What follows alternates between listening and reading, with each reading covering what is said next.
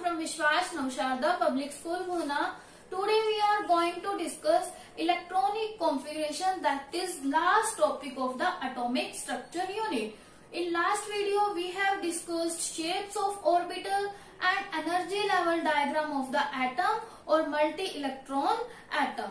Okay, and discussed about energy depend on the n plus L value. Okay energy किस पे depend करेगी? n plus L पे depend करेगी. Here n is principal quantum number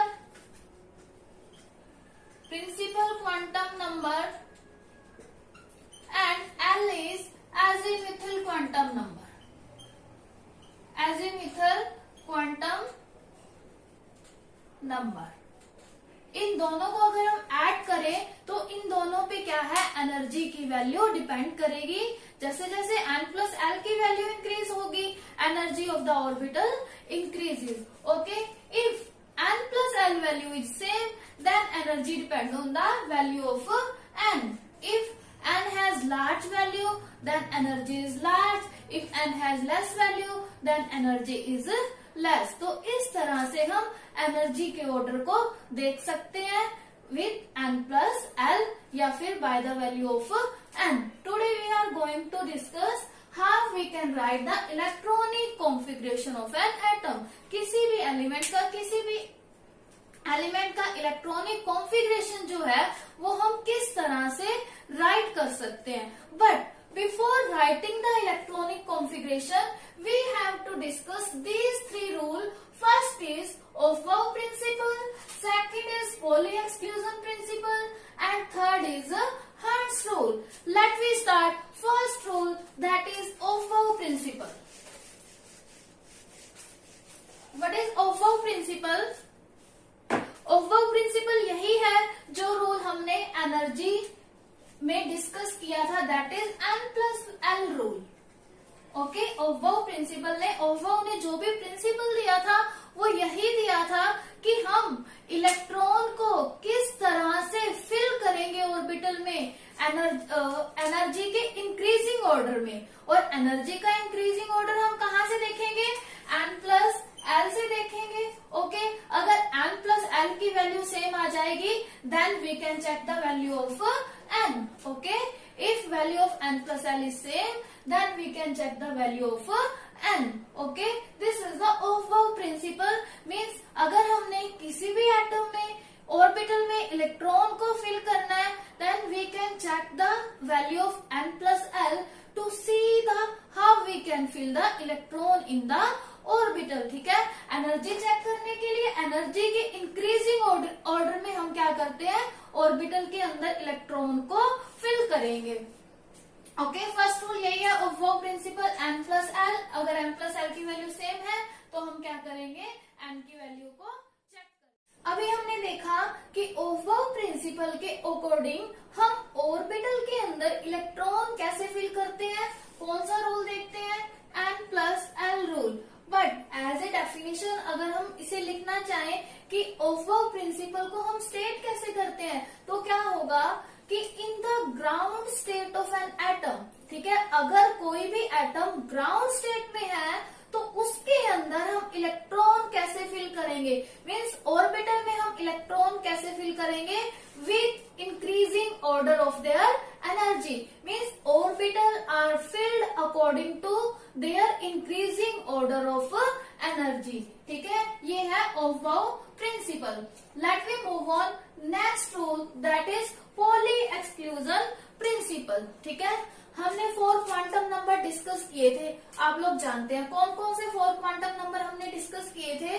principal quantum number, azimuthal quantum number, magnetic quantum number and spin quantum number. जब बारी आई थी 4th quantum number की, ठीक है, जब हमने 4th क्वांटम नंबर की बात की थी, that is spin quantum number, हमने वहां ये डिस्कस किया था कि 4 क्वांटम नंबर की वैल्यू किसी भी एटम के लिए सेम नहीं हो सकती. 3 क्वांटम नंबर सेम हो सकते हैं बट 4 क्वांटम नंबर सेम नहीं होगा.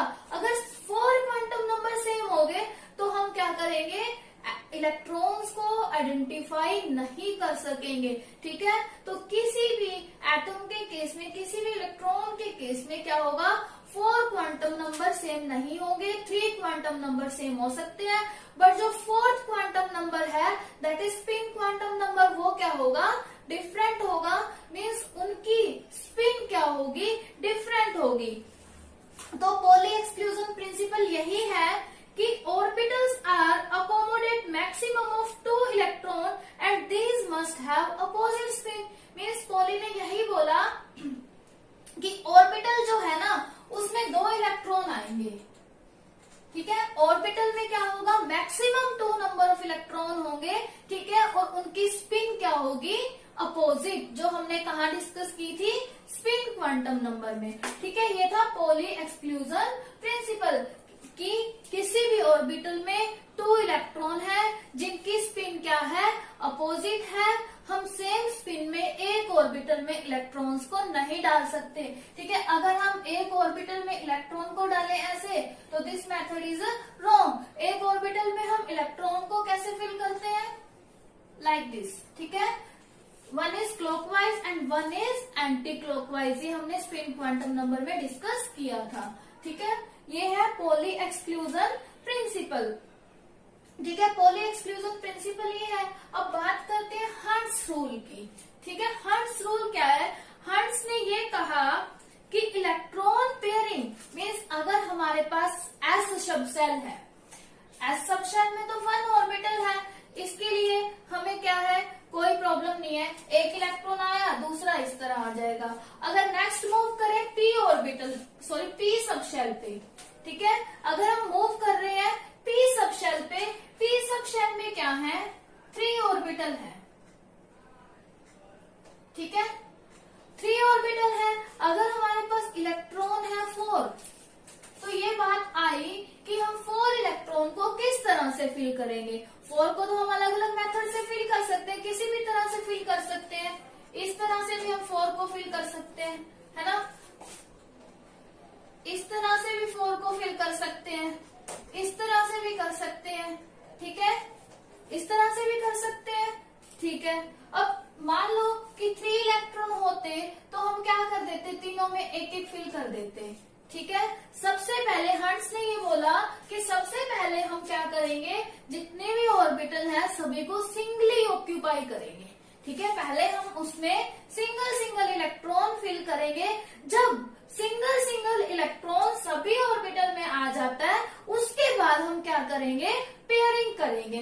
ठीक है, जैसे 4 इलेक्ट्रॉन अगर हमने पी सब शेल में फिल करने हैं, तो पहले हमने तीनों में means P X P Y जो पी जेड है, हमने तीनों में पहले 1 इलेक्ट्रॉन फिल किया and after that we can pair the electron in the orbital. ठीक है, हम यहाँ क्या करेंगे, एक इलेक्ट्रॉन की पेयरिंग करेंगे जब ये क्या है, सिंगल ऑक्यूपाइड हो जाएंगी। ठीक है, जब तक ये सिंगल ऑक्यूपाइड नहीं है तब तक हम इसकी पेयरिंग नहीं कर सकते।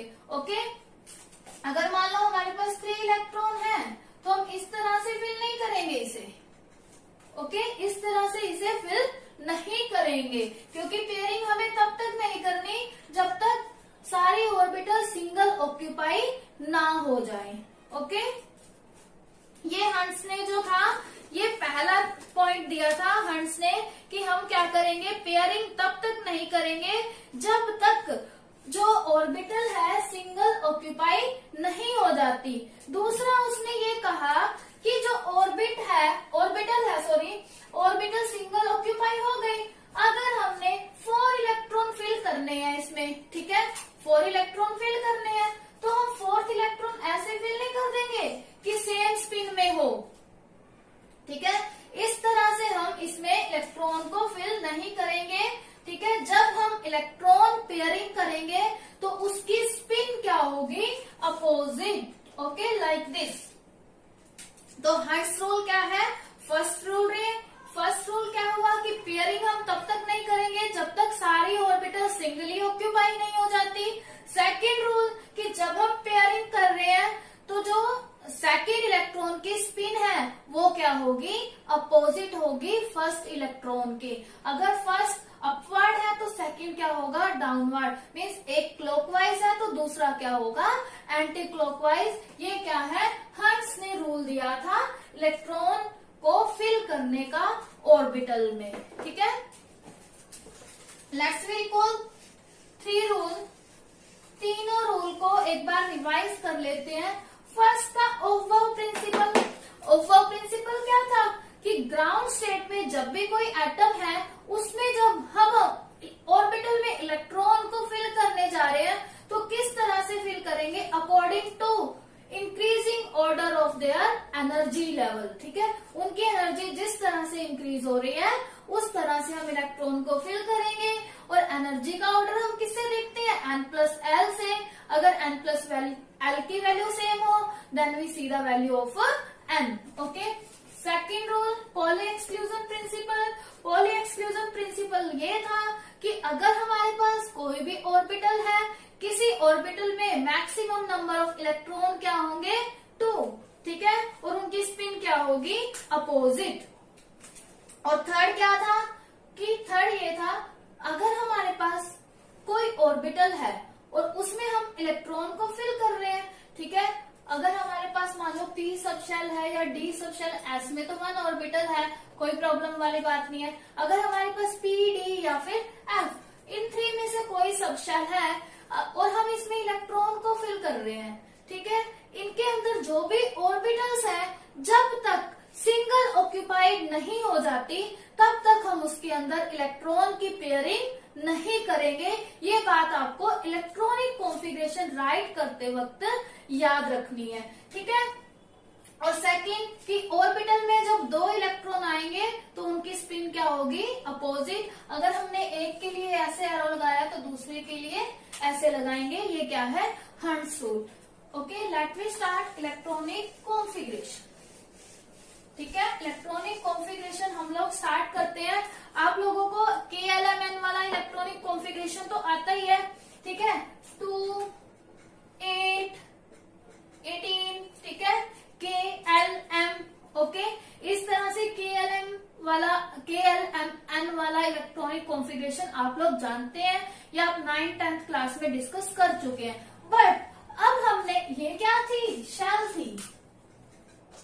ठीक है, शेल वाला इलेक्ट्रॉनिक कॉन्फ़िगरेशन तो आप लोग पहले डिस्कस कर चुके हैं या पहले भी कर चुके हैं लोअर क्लासेस में। ओके, लेकिन अब हमने कौन सा इलेक्ट्रॉनिक कॉन्फ़िगरेशन डिस्कस करना है, सब शेल वाला, कि सब शेल के अंदर हम इलेक्ट्रॉन को किस तरह से फिल करेंगे। Subshell means S, P, D and F। अगर मैं आपसे ये पूछूं कि S के लिए L की वैल्यू क्या है, 0।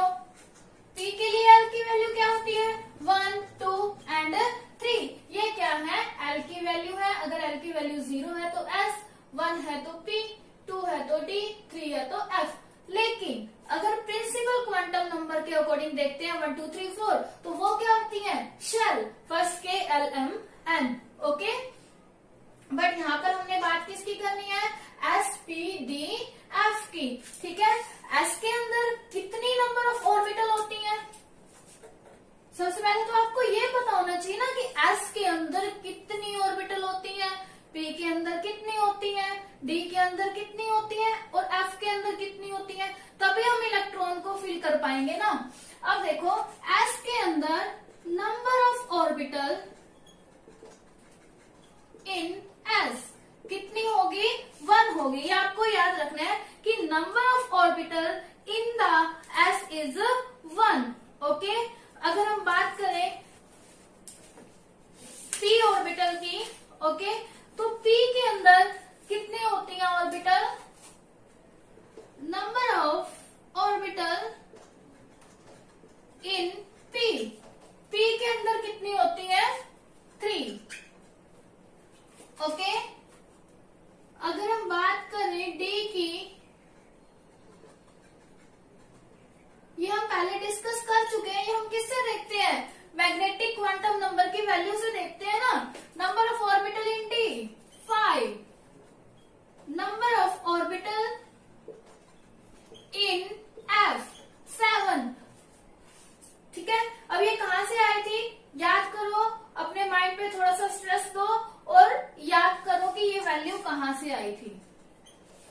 लेट वी सी। अब एल की वैल्यू 0, तो मैग्नेटिक क्वांटम नंबर की value 0 means 1। Magnetic quantum number means orientation, ठीक है। ओरिएंटेशन जहां हमने डिस्कस की थी तो वहां से देखा ओरिएंटेशन 1 है, ठीक है। तो एस में कितनी ऑर्बिटल है 1। अगर बात करें एल इज इक्वल टू 1, ठीक है, एल इज इक्वल टू 1 है तो एम की वैल्यू -1 0 +1, ओके। तो कितनी ओरिएंटेशन होगी 3। 1 क्या है पी, ओरिएंटेशन 3, तो पी के अंदर ऑर्बिटल 3, यहां से देखते हैं हम ऑर्बिटल, ओके। अगर हम बात करें एल इज इक्वल टू 2 की, जब एल इज इक्वल टू 2 है, ओके, तो एम की वैल्यू -2 -1 0 +1 +2, ओरिएंटेशन 5 ओरिएंटेशन हो गई, मीन्स नंबर ऑफ ऑर्बिटल क्या है 5 है। अगर हम बात करें L is equal to 3, that is F में क्या होगा, देखो 3 है तो -3 से +3, अगर राइट करें -3 -2 -1 0 +1 +2 +3, तो कितने हो गए 7। तो नंबर ऑफ ऑर्बिटल कितनी हो गई एफ में 7, ओके।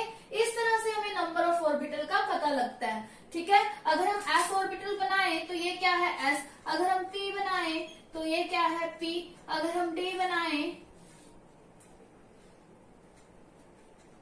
This is D 1 2 3 4 5। अगर हम इस तरह से बनाए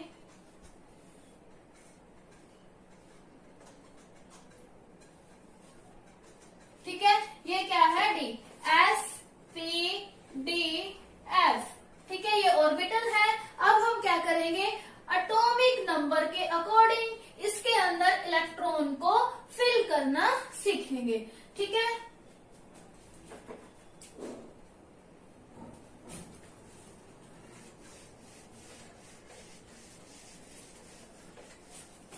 ये आपको पता है कि मैक्सिमम नंबर ऑफ इलेक्ट्रॉन एक ऑर्बिटल में कितने होते हैं 2, तो एस में मैक्सिमम नंबर ऑफ इलेक्ट्रॉन कितने होंगे 2, पी में 6, डी में 10 और एफ में 14, ठीक है। अगर हमारे पास बात आए एटॉमिक नंबर 1, ठीक है, means Z is equal to 1, Z क्या है एटॉमिक नंबर, अगर जेड 1 है, ठीक है, एक बार वो ऑर्डर में लिख लेते हैं कि किस ऑर्डर में हम फिल करते हैं। ये तो आपको पता है n प्लस एल की वैल्यू को देखते हैं, ठीक है, अगर n प्लस एल सेम है तो n की वैल्यू को देखते हैं। बट आपको लर्न रह जाएगा, उसका एक मेथड देख लेते हैं हम। इस तरह से फिल करते हैं 1s 2s 3s 4s 5s 6s 7s, okay. फिर क्या होगा 2p 3p 4p 5p 6p 7p, okay. यहां से बात करें 3d 4d 5d 6d 7d, ठीक है। अगर नेक्स्ट बात करें एफ ऑर्बिटल की 4f 5f 6f and 7f, ठीक है। फिर किस तरह से करेंगे, सबसे पहले 1s, ठीक है, फिर 2s।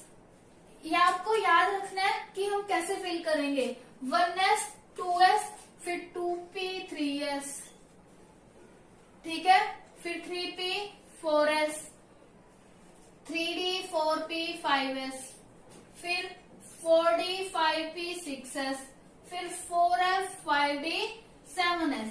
इसी तरह से हम आगे राइट करते जाएंगे और ऐसे हम इलेक्ट्रॉन को फिल करेंगे। अब इसकी एनर्जी अगर आप निकाल के देखोगे ना, अब देखो 1s के लिए n प्लस एल की वैल्यू, n क्या है 1, एस एल की वैल्यू 0 तो 1, ठीक है। सबसे पहले हम ये फिल करेंगे 2 + 0 2, तो 1 इसकी एनर्जी हो गई, 2 इसकी n प्लस एल की वैल्यू हो गई। फिर उसके बाद 2p के लिए इसकी 3 हो गई, इसकी भी क्या हो गई 3, ठीक है। इस अकॉर्डिंग हम क्या करते हैं, इलेक्ट्रॉन को फिल करते हैं। Let we see, Z is equal to 1। अब Z इज इक्वल टू 1 है, means only 1 electron is present. तो हम कैसे फिल करेंगे, 1 इलेक्ट्रॉन तो इसी में ही आ जाएगा। S के अंदर क्या आते हैं 2 इलेक्ट्रॉन, लेकिन हमारे पास तो 1 नहीं है, तो इसका इलेक्ट्रॉनिक कॉन्फ़िगरेशन क्या आएगा, 1s1। हाइड्रोजन की बात है ये। नेक्स्ट हम बात करें हीलियम की। हीलियम का क्या होता है, एटॉमिक नंबर 2, तो क्या होगा 1s2। ओके, 2 इलेक्ट्रॉन यहीं पे कंप्लीट हो गए। नेक्स्ट बात करें lithium 3, 1s2 2s1। Okay, beryllium 4 1s2। अब 2s में लिथियम के केस में 1 इलेक्ट्रॉन था और बेरिलियम में हम क्या करेंगे, कंप्लीटली फिल कर देंगे इसको 2s2। अगर हम इसमें बनाए तो किस तरह से आएगा, ऐसे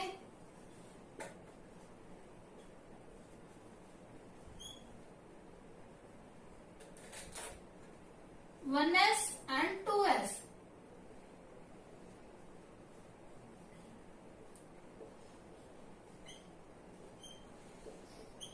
ठीक है, इस तरह से हम फिल कर सकते हैं। अगर हम चले एटॉमिक नंबर 5 बोरॉन, ठीक है, 1s2 2s2।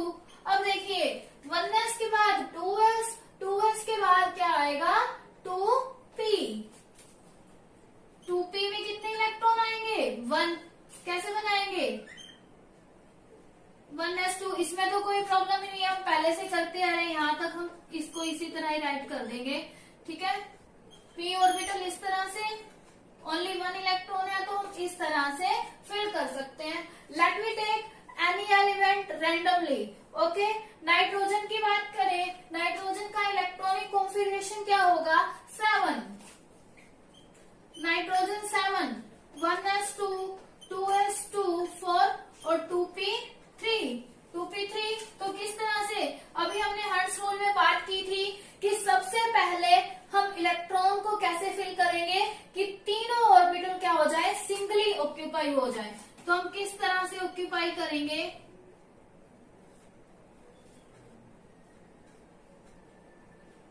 इस तरह से। ठीक है, इस तरह से हम पहले इसको सिंगली ऑक्यूपाई करेंगे। अब रैंडमली कोई और एग्जांपल लेते हैं। अगर हम बात करें 12 की, ठीक है, 12 किसका एटॉमिक नंबर होता है, बताइए, मैग्नीशियम का होगा। 12 is the atomic number of magnesium. Okay, magnesium किस तरह से करेंगे, 1s2 2s2 2p6, कितना हो गया 6 और 4 10। अब देखो 2p6 हो गया और 3s2। ठीक है, अब किस तरह से बनाएंगे इसको, 1s2 2s2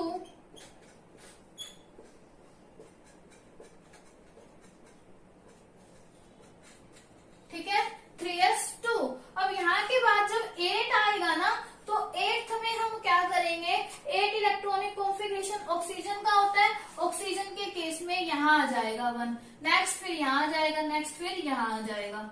ठीक है, अब हम बात करते हैं 20 से आगे एटॉमिक नंबर की। ठीक है, ये हमारा मैग्नीशियम का था। 20 से आगे कुछ एक्सेप्शनल केस है, वो हम डिस्कस करेंगे। अब देखो एक्सेप्शनल केस किस तरह से आएंगे कि अगर हमारे पास d ऑर्बिटल में अगर 4 इलेक्ट्रॉन है, d ऑर्बिटल में क्या, d सब शेल में क्या होती है, 5 ऑर्बिटल होती है। ठीक है, d सब शेल है 5 ऑर्बिटल। अगर 4 ऑर्बिटल क्या है, सिंगली ऑक्यूपाइड है, तो हम क्या करेंगे, उससे पीछे वाली जो s शेल होती है उससे इलेक्ट्रॉन लेके उसको क्या कर देते हैं, 5 को सिंगली ऑक्यूपाई कर देते हैं, क्योंकि इससे क्या होती है, वो ज्यादा स्टेबल हो जाती है। ठीक है, एग्जाम्पल लेते हैं, एग्जाम्पल से आपको ज्यादा समझ आएगा। ठीक है, Z is equal to 24 chromium. Chromium is Z is equal to 24। अगर हम इसका इलेक्ट्रॉनिक कॉन्फ़िगरेशन राइट करें, लेट मी सी 1s2, यहां से देखें 2s2, यहां से देखें 2p6, यहां से देखें 3s2, फिर 3p6, कितने हो गए 2 4 6 10 12 18। अगर फिर आगे चले 4s2 20, उसके बाद 3d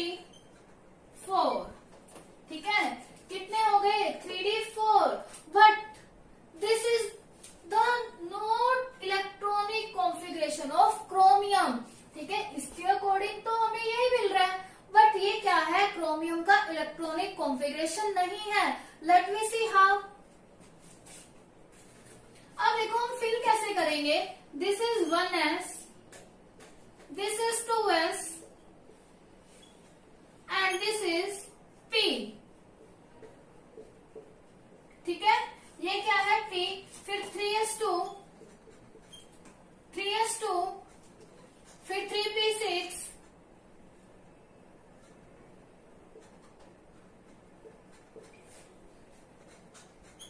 ओके 4s2, फिर 3d की बात करें,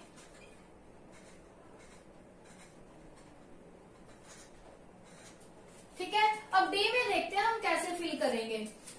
देखिए 1 2 3 4, ठीक है, ये हो गया 3d4। बट इसमें क्या है, एक ऑर्बिटल वैकेंट है, ठीक है, एक ऑर्बिटल वैकेंट है ना। बट इस वैकेंट होने की वजह से इसमें थोड़ी सी क्या होती है, अनसिमेट्रिकल आ जाता है, ठीक है। और ये क्या करता है, एक इलेक्ट्रॉन को यहाँ से ले लेता है, ठीक है। इलेक्ट्रॉन को लेने के बाद क्या बन जाता है, सिमेट्रिकल बन जाता है। अब देखो यहाँ से आपको क्या दिखाई दे रहा है, सिमेट्रिकल। अब आपको सिमेट्रिकल दिखाई दे रहा है, ठीक है। जितनी ज्यादा सिमेट्री होगी उतना क्या होगा, मोर स्टेबल होगा, ठीक है। जितनी ज्यादा सिमेट्री होगी उतना क्या होगा, मोर स्टेबल, ठीक है। जब बात आए कि अगर एक इलेक्ट्रॉन को लेने से या तो वो हाफ फिल्ड हो रहा है या फिर एक इलेक्ट्रॉन को लेने से वो कंप्लीटली फिल्ड हो रहा है। कंप्लीटली की भी बात कर लेते हैं हम कॉपर 29 में। कॉपर 29 है, बाकी सारा सेम रहेगा। 3d की जगह यहाँ पे क्या हो जाएगा, उसमें 3d9 होगा, 3d9 रहेगा। तो कैसा रहेगा, इस तरह से, ठीक है। कॉपर के केस में 3d9 होगा, बाकी सेम ही है, ओके। तो देखो यहाँ पे अब एक इलेक्ट्रॉन कम है, इसकी वजह से थोड़ा क्या लग रहा है, अनसिमेट्रिकल लग रहा है और ये मोर स्टेबल नहीं होगा। अनसिमेट्रिकल की वजह से और स्टेबल नहीं है तो ये इजीली इलेक्ट्रॉन को गिव कर सकते हैं। यहाँ से भी इलेक्ट्रॉन जा सकते हैं, यहाँ से भी, यहाँ से भी, यहाँ से भी, ठीक है। इलेक्ट्रॉन को इजीली दे सकता है। बट अगर इसके पास एक इलेक्ट्रॉन और आ जाता है ना, तो ये क्या हो जाएगा, अगर इसके पास एक इलेक्ट्रॉन और हो जाता है तो ये मोर स्टेबल बन जाएगा। तो इसीलिए इसका इलेक्ट्रॉनिक कॉन्फ़िगरेशन क्या बन जाता है, 4s1 और 3d10। और इसका क्या बनता है, 4s1 3d5, ठीक है। अब ये बात आप याद रखना, जहां पे कंप्लीटली फिल्ड या फिर हाफ फिल्ड होने के लिए ओनली 1 इलेक्ट्रॉन चाहिए, तो उससे पहले वाली जो एस सब शेल है, ठीक है, पहले वाली एस सब शेल है ना, ये 4s, इसने एक इलेक्ट्रॉन दे दिया, यहाँ पे चला गया और क्या बन गया, सिमेट्रिकल, ठीक है। इसमें भी क्या है, इससे पहले वाली जो एस सब शेल है, यहाँ से एक इलेक्ट्रॉन गया और यहाँ चला गया, क्या बन गया, सिमेट्रिकल बन गया, ठीक है। ये अपनी स्ट्रक्चर को सिमेट्रिकल बनाने के लिए एक इलेक्ट्रॉन क्या कर लेते हैं, यहाँ से ले लेते हैं। सिमेट्रिकल क्यों बनाते हैं, स्टेबल बनने के लिए, ठीक है। जितना ज्यादा सिमेट्रिकल होगा उतना क्या होगा, स्टेबल होगा, ठीक है।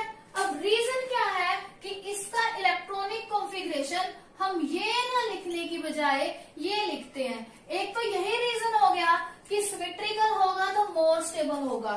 फर्स्ट रीजन तो यही है कि सिमेट्रिकल है तो मोर स्टेबल है। दूसरा एक और रीजन है, stability due to exchange energy, ठीक है। एक्सचेंज एनर्जी की वजह से भी क्या होती है, स्टेबिलिटी आती है। दूसरी तो सिमेट्रिक, पहला तो ये था कि सिमेट्रिकल है तो स्टेबल है, लेकिन दूसरा क्या है, जो एनर्जी एक्सचेंज होगी उसकी वजह से भी क्या होगी, स्टेबिलिटी आएगी। अब हम देखते हैं कि एनर्जी कैसे एक्सचेंज होगी। सबसे पहले हम 3d4 की बात करते हैं, 3d4 या 3d5 की।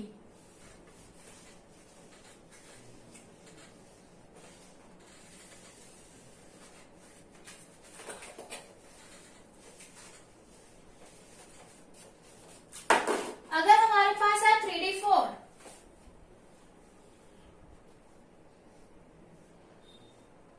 इस तरह से राइट करेंगे, इस तरह से राइट करेंगे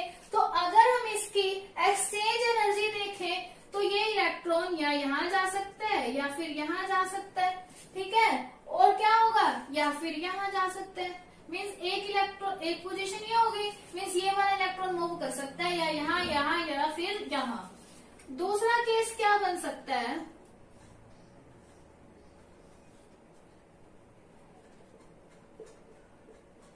ये इलेक्ट्रॉन मूव कर सकता है यहाँ और यहाँ, ठीक है, दिस इज सेकेंड केस। और थर्ड केस क्या होगा,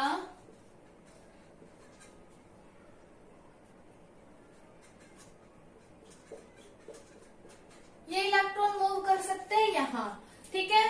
थर्ड केस क्या हुआ कि ये मीन्स 3 केस बन गए, लेकिन पॉसिबिलिटी कितनी है, देखो पॉसिबिलिटी देखते हैं यहाँ पे कितनी पॉसिबिलिटी है इलेक्ट्रॉन के एक्सचेंज होने की, 1 2 3। यहाँ पे कितनी पॉसिबिलिटी है 2, और यहाँ कितनी पॉसिबिलिटी है 1, तो टोटल पॉसिबिलिटी कितनी होगी 7। मीन्स यहाँ पर एनर्जी एक्सचेंज होने की टोटल पॉसिबिलिटी है 7। बट अगर हम 5 की बात करें कि यहाँ पर 3d4 की बजाय 3d5 हो गया,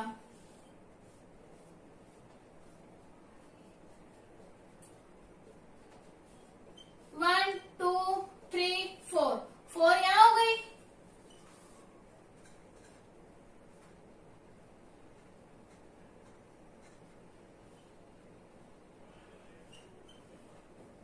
थ्री यहाँ हो गई,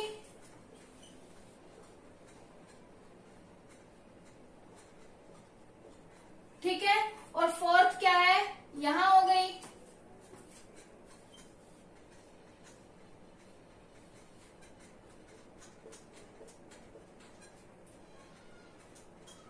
ठीक है, एक ये हो गई। अब टोटल पॉसिबिलिटी देखें तो 4, ठीक है, 3 2 1, 4 3 7 to 1 और 9।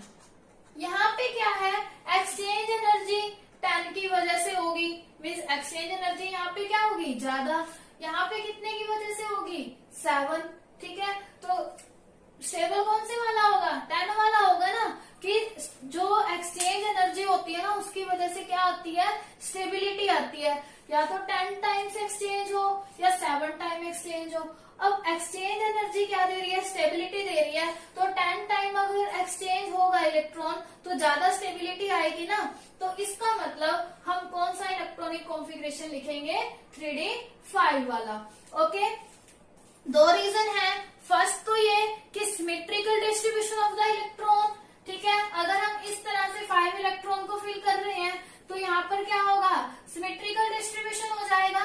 दूसरा क्या होगा, एक्सचेंज एनर्जी क्या होगी ज्यादा, जिसकी वजह से स्टेबिलिटी क्या होगी ज्यादा होगी।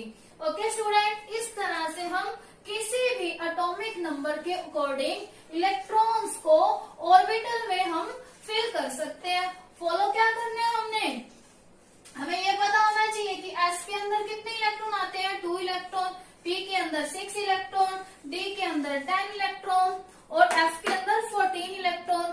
ये पता होना चाहिए कि एस के अंदर 1 ऑर्बिटल होती है, पी के अंदर 3 होती है, डी के अंदर 5 ऑर्बिटल होती है, एफ के अंदर 7 ऑर्बिटल होती है। इस तरह से हम किसी भी एटम का इलेक्ट्रॉनिक कॉन्फ़िगरेशन फिल कर सकते हैं या फिर इलेक्ट्रॉनिक कॉन्फ़िगरेशन हम राइट कर सकते हैं। You have to practice more and more atom to write the electronic configuration. जितना ज्यादा आप प्रैक्टिस करोगे उतना ज्यादा आपकी स्पीड बनेगी, उतना ज्यादा आपका फ्लो बनेगा इलेक्ट्रॉनिक कॉन्फ़िगरेशन राइट करने का। सिर्फ आपने इसको फॉलो करना है, ठीक है, ये इनका इंक्रीजिंग एनर्जी का ऑर्डर है जो आपको फॉलो करना है, ठीक है। Now we talk about electronic configuration of ion, कि आयन का इलेक्ट्रॉनिक कॉन्फ़िगरेशन हम किस तरह से राइट कर सकते हैं। अब आयन जो है वो किसी भी टाइप का हो सकता है, पॉजिटिव आयन भी हो सकता है और नेगेटिव आयन भी हो सकता है। Let me take 2 example. First is magnesium, okay, next is chlorine. Okay, you know magnesium 2 positive होगा आयन, क्लोरीन का क्या होगा, Cl नेगेटिव होगा। अब 2 पॉजिटिव का मीन्स यहाँ पर क्या है, मीन्स 2 इलेक्ट्रॉन लेस। अब मैग्नीशियम का इलेक्ट्रॉनिक कॉन्फ़िगरेशन क्या होता है, 1s2 2s2 2p6, कितना होता है इसका एटॉमिक नंबर 12। क्लोरीन का कितना होता है 17। 1s2, 2s2, 2p6 and 3s2। But यहाँ पर क्या है, Mg2 पॉजिटिव का अगर हम राइट करें 2 इलेक्ट्रॉन लेस तो क्या हो जाएगा 1s2, 2s2, 2p6। This is the electronic configuration of positive ion. Means हमने क्या करना है, इलेक्ट्रॉन्स को लेस कर देना, जितना उसके ऊपर पॉजिटिव चार्ज है उतने इलेक्ट्रॉन को लेस कर देंगे। अब नेगेटिव आयन की बात करते हैं। क्लोरीन का कितना होता है, 17 होता है। बट नेगेटिव आयन की बात करें तो मीन्स एक इलेक्ट्रॉन क्या है उसके पास एक्स्ट्रा है। मीन्स हमने 18 इलेक्ट्रॉन को फिल करना है। 1s2, 2s2, 2p6, 3s2, 3p6 हो गए 18। ठीक है, एक्चुअल में इसका ये होता है, बट Cl नेगेटिव का क्या होगा, this one. Okay, 3p6 and 3s2। ये क्या है, Cl नेगेटिव का, मीन्स हमने एक इलेक्ट्रॉन एक्स्ट्रा कर दिया। ओके, और पॉजिटिव में क्या करेंगे हम, उतने जितना उसके ऊपर चार्ज है उतने इलेक्ट्रॉन माइनस कर देंगे। ठीक है, next and last thing we talk about effective nuclear charge, कि इफेक्टिव न्यूक्लियर चार्ज को हम किस तरह से कैलकुलेट कर सकते हैं। ओके, कि इफेक्टिव न्यूक्लियर चार्ज हम किस तरह से कैलकुलेट करेंगे। इफेक्टिव न्यूक्लियर चार्ज, थोड़ा सा रिमेम्बर करो कि इफेक्टिव न्यूक्लियर चार्ज होता क्या है। This is nucleus, this is K shell and this is L shell. अब के शेल में भी क्या है, इलेक्ट्रॉन प्रेजेंट है, एल में भी क्या है, इलेक्ट्रॉन प्रेजेंट है। ओके, अब K shell, suppose this is के एंड दिस इज एल। के शेल में इलेक्ट्रॉन के प्रेजेंट होने की बजाय, ठीक है, होने की वजह से, के शेल में इलेक्ट्रॉन के प्रेजेंट होने की वजह से जो एल शेल में इलेक्ट्रॉन है वो क्या करेंगे, less nuclear force of attraction feel करेंगे। ठीक है, के शेल में इलेक्ट्रॉन के प्रेजेंट होने की बजाय एल शेल में जो इलेक्ट्रॉन है वो क्या करेंगे, लेस न्यूक्लियर फोर्स को एक्सपीरियंस करेंगे। ठीक है, ये क्या था, शील्डिंग इफेक्ट था। Means due to electron present in the inner shell, the electron present in the outer shell experience less nuclear force of attraction. ठीक है, this is called screening or shielding effect. But one more thing, the electron present in the outermost shell feel positive charge are called effective nuclear charge. Mean outer most shell में जो electron है वो जितना positive charge feel करेंगे उसे हम क्या बोलते हैं, effective nuclear charge, Z effective बोलते हैं। ठीक है, जेड इफेक्टिव बोलेंगे। और जेड इफेक्टिव को निकालने का फॉर्मूला क्या है, Z minus sigma. Z is atomic number और सिग्मा को हम क्या करते हैं, स्लेटर रूल से कैलकुलेट कर सकते हैं। ठीक है, स्लेटर रूल में क्या है, सिग्मा की वैल्यू कुछ शेल के लिए आइडेंटिफाई की हुई है।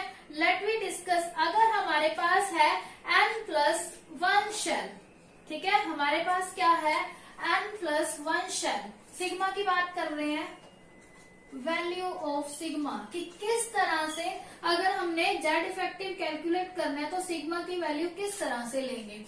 ठीक है, अगर हमारे पास है n+1 शेल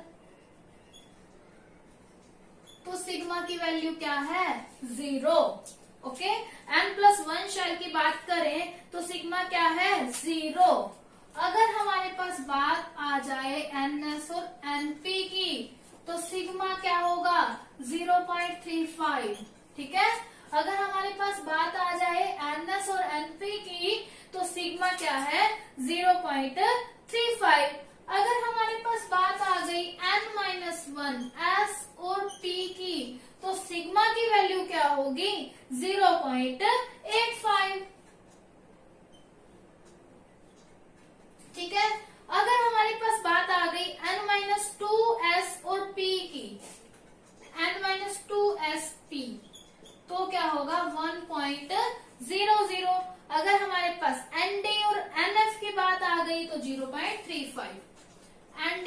NF तो क्या होगा 0.35। ये हमने कुछ सिग्मा की वैल्यू यूज करनी है अगर हमने जेड इफेक्टिव को कैलकुलेट करना है। Let we take example of beryllium. ठीक है, हम किसका एग्जांपल लेते हैं? बेरिलियम का एग्जांपल लेते हैं। फॉर्मूला आपको पता है कि Z minus sigma. Z effective निकालना है हमने किसका? बेरिलियम का। जेड माइनस सिग्मा होता है ना, जेड क्या होता है 4, बट सिग्मा हमें नहीं पता। सिग्मा के लिए हमें क्या करना पड़ेगा? इलेक्ट्रॉनिक कॉन्फ़िगरेशन बेरिलियम का राइट करना पड़ेगा। बी क्या होता है 4, 1s2 एंड 2s2।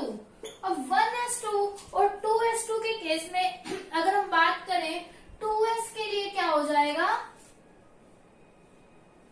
2s के लिए जो वैल्यू है सिग्मा की वो क्या रहेगी? 0.35 प्लस अगर 1s की बात करें तो क्या रहेगी? 0.85, साथ में हमने क्या ले लिया? 2। ठीक है, 0.35 साथ में ये 2 ले लिया और 0.85 हमने ले लिया। तो यहां से हम सिग्मा की वैल्यू कैलकुलेट कर सकते हैं 0.35 और ये क्या हो जाएगा? प्लस 1.60। ओके, अगर टोटल कैलकुलेट करें तो सिग्मा कितना आ गया यहाँ पर? 1.85।